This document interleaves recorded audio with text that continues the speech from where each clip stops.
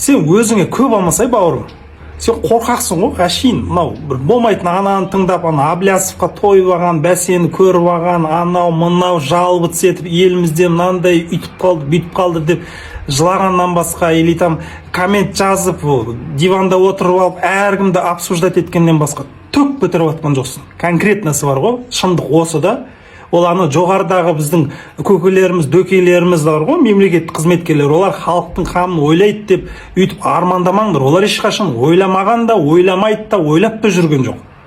Қазір дамыған заман, соткыңды алда міне қолыңа, видеоңды түсір, елдің, халықтың алдына шығып, өзіңнің айтарыңды айт, идеяларың таста, предложенияларың, мынандай жолдар бар, мынандай реформа керек, мына жерде мынандай нәрсе деп ортаға тастасаң, әлеуметтік желі деген қазір күш, қазір сила, бүкіл халық бір теманы көтерсе, ол жоғарыдағылар өздері ақ соны қабылдайды, жөнге жолға саламыз өстіп. Ол ана төбедегілерге қарап, солар бірдеңе істейді екен, солар андай екен, мұндай екен дегенмен түрлік бітпейді. Сосын мынау жаңағы жабай, ең маған ұнамайтын мынау митинг деген темада, жабай тема, Аблясовтың үйретіп кеткені ғой, жаңағы халықты көтеріп жиналсаң болды дегенсе, ол ештеңе шешпейді конкретнасы. Митингпен бір мәселе шешілген жоқ осы уақытқа дейін. Наоборот, еще хуже болды. Түсініңіз ба? Бұл жерде кәдімгідей әлеуметтік желі ортаға тастайсың идеяңды, новатор, инноватор бол, көш бастап алған, міне мынандай жолдар бар, мынандай міне ұсыныс бар, қалай болады?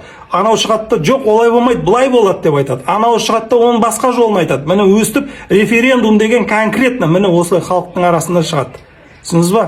Ал өткенде референдумда не болды Аястың? Ешкім барған да жоқ. Бармағаннан кейін, конечно, 70% халық дауыс берді деп шығара салды. Оны кім тексеріп жатыр?